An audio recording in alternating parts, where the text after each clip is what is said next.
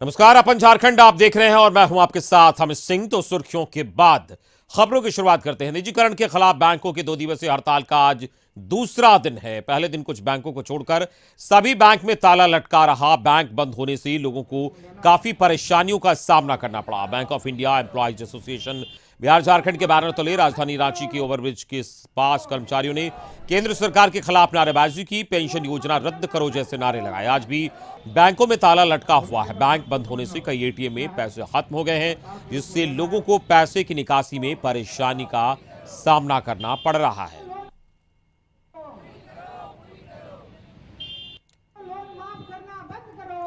की प्रक्रिया ला रही है। 2021 में बिल इंट्रोड्यूस हो चुका है लोकसभा में और अभी बजट सत्र में उस बिल को दोबारा पास करवाने का प्रयास हो रहा भारत सरकार के द्वारा, जिसके द्वारा बैंकों का मैक्सिमम शेयर जो है प्राइवेट सेक्टर के हाथों में बेचने का प्रयास हो रहा है। उसके विरोध में हम लोग हड़ताल में हैं। तो ट्रेड यूनियन और के हड़ताल को लेकर लगातार परेशानी यहाँ आम लोगों को हो रही है और इससे काफ़ी नुकसान भी हुआ है। और कल की बात करें तो कल और आज मिलाकर 2 दिनों का ये हड़ताल है और इसका असर झारखंड की बात करें तो झारखंड में भी व्यापक असर देखने को मिल रहा है। और पहले दिन बैंक बंद होने से लोगों को जिस तरीके से परेशानी हुई, और आज भी बैंकों के बाहर कर्मी प्रदर्शन कर रहे हैं और कई एटीएम में कैश नहीं होने का बोर्ड लगा है और तख्ती लटकी हुई है जिसमें लिखा है कि कैश नहीं है। तो लोगों को काफी परेशानी हो रही है और ये सरकार की नीतियों का विरोध कर रहे हैं और पेंशन योजना का, नई पेंशन योजना का विरोध कर रहे हैं। पहले दिन बैंक बंद होने से जिस तरीके से लोगों को परेशानी हुई, आज दूसरा दिन है और चिलचिलाती धूप में भी लोग बैंकों के बाहर प्रदर्शन कर रहे हैं और अपनी मांगों को लेकर नारेबाजी कर रहे हैं। और इस बीच अगर सबसे ज्यादा कोई परेशान है तो आम लोग परेशान। हमारे साथ संवाददाता राजेश जुड़ गए हैं रांची से। राजेश, अपनी मांगों को लेकर लगातार प्रदर्शन कर रहे हैं यूनियन के लोग, बैंक कर्मी, और दूसरी ओर जनता की परेशानी बढ़ गई है और एटीएम में नो कैश का बोर्ड लगा है और आम लोग हलकान हैं। कितना असर आज दूसरा दिन देख पा रहे हैं आप? जी बिल्कुल, आज दूसरे दिन हड़ताल को है और राजधानी के लगभग सभी एटीएम से पैसे नदारद हो गए हैं और एटीएम के शटर गिरे हुए हैं। सुबह से ही काफ़ी लोग जिन्हें मार्च को क्लोजिंग का महीना है या पैसे की ज़रूरत हो, वो लोग एटीएम से आके बैलेंस लौट जा रहे हैं, क्योंकि कल शाम से ही एटीएम से पैसे गायब हैं और न ही एटीएम में पैसे बैंक के द्वारा रखा जा रहा है, क्योंकि बैंक के तरफ से शुक्रवार और शनिवार और रविवार 2 दिन स्वाभाविक छुट्टी था और सोमवार और मंगलवार आज 2 दिन का बैंक हड़ताल है। तो कहीं ना कहीं जो बैंक की कार्य अवधि है वो पूरी तरह से बंद है, जिसको लेकर तमाम जो एटीएम है उसके पैसे अब नहीं है, जिससे काफ़ी लोगों को परेशानी हो रहा है। दूसरी तरफ जो कल से आंदोलनरत बैंक कर्मचारी है वो आज भी आपको तस्वीर के माध्यम से दिखाना चाहेंगे कि आज भी ये लोग जमे हुए हैं। सैकड़ों की संख्या में सभी कर्मचारी अपनी मांग को लेकर कल से आंदोलनरत है और यह डटे हुए हैं।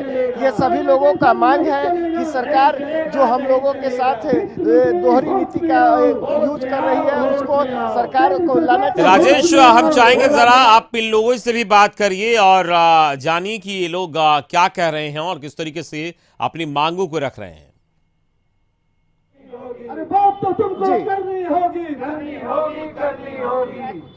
आप लोग 2 दिन के हड़ताल में कितने लोगों को परेशानी हो रहा है? एटीएम में पैसे नहीं है। लोगों को नेचुरली परेशानी होगी, क्योंकि अभी सरकार बैंकों को प्राइवेटाइज कर रही है।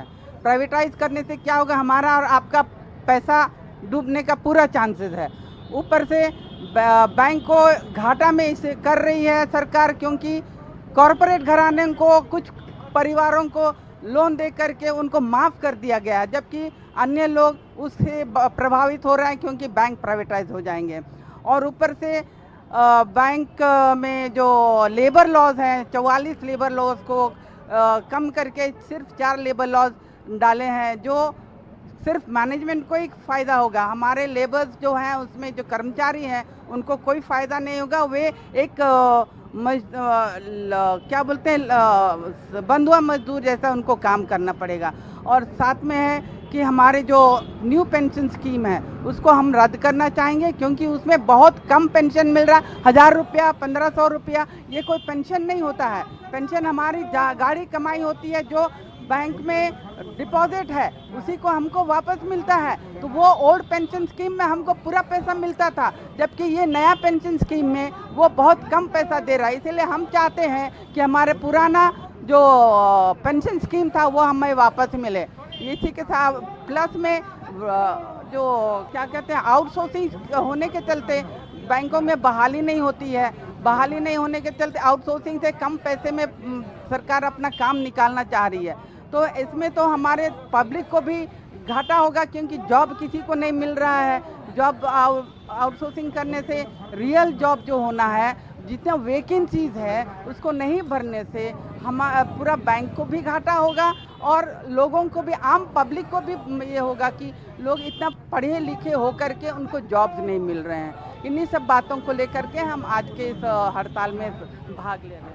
आज दूसरा दिन है, कितना प्रभावित हो रहा है कामकाज? मार्च का महीना है, कहीं ना कहीं इससे तो बहुत ज़्यादा। देखिए, मार्च का महीना है, ठीक है, वो तो सभी जगह हमारे करीब करीब भारतवर्ष में सभी ट्रेड यूनियन आज स्ट्राइक में जा रहे हैं। इसके साथ साथ GIC, LIC सभी लोग स्ट्राइक में गए हुए हैं। हमारा बैंकों से स्ट्राइक इसलिए है कि हमारे बैंकों को प्राइवेटाइजेशन करने की बात चल रही है।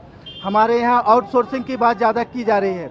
आउटसोर्सिंग मीन्स हमारे यहाँ जो बहुत दिनों से प्राइवेट काम कर रहे हैं वो एक ये आशा में है कि हमारे आज न कल जाके नौकरी लगेगी, लेकिन उन्हें ताक में रख कर प्राइवेट एजेंसियों को दिया जा रहा है, उन्हें लाभ पहुँचाया जा रहा है।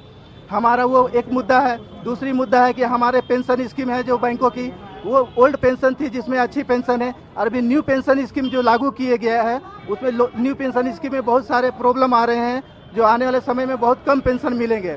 दूसरी बात है कि हमारे बैंकों की प्राइवेटाइजेशन की जो बात कही है, सीतारमन ने जो अनाउंसमेंट की थी, उसके लिए भी हमारा एक स्ट्राइक है कि बैंकों को प्राइवेटाइजेशन करने से देश को बहुत बड़ी घाटा है। आज जो हमारे सरकारी बैंक 100 रुपये में जो खाता खोलती है एक गरीब किसान की, या फिर एक आम रिक्शा चलाने वाले लोगों की 100 रुपये में जो खाता खुलती है, प्राइवेट बैंक उसे 10,000 या 5,000, जो कि वो बहुत नुकसान की बात है।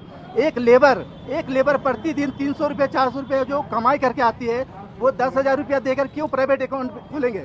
आज ग्रामीण क्षेत्रों में KCC के नाम से जो ट्रैक्टर लोन या बहुत सारी सुविधाएं दी जाती है ग्रामीण क्षेत्रों में बैंकों को, वो प्राइवेट बैंक जाने के बाद वो सारी के सारी बंद हो जाएगी। प्राइवेट सेक्टर केवल अपना मुनाफा देखना चाहती है, वो भलाई नहीं चाहती है। अब एक आम जनता की जो गाढ़ी कमाई है, जो बैंकों में जमी है, अगर प्राइवेटाइजेशन हो जाएगी तो उसे डूबने की ज़्यादा चांसेस है। बैंकों की प्राइवेटाइजेशन होने के बाद वो कल को जाकर रातों रात NPA हो सकती है, या फिर अपने बैंकों को बंद करके वो भाग सकते हैं। उसमें जनता की काफ़ी नुकसान हो जाएगी। इन्हीं सब मुद्दों के लेके हमारा 2 दिवसीय हड़ताल सफल हुआ। 2 दिन के बाद अगर सरकार, चलिए, इस पूरी बातचीत के लिए बहुत बहुत शुक्रिया आपका राजेश। तो राजेश हमारे संवाददाता बता रहे थे और उन्होंने बातचीत भी की जो हड़ताल पर हैं बैंककर्मी, और साफ तौर पर बैंककर्मी का ये कहना है कि उनकी मांगे न्यू पेंशन स्कीम को लेकर है। दूसरी ओर बैंकों के प्राइवेटाइजेशन को लेकर सबसे बड़ा विरोध है, इससे काफी नुकसान होगा।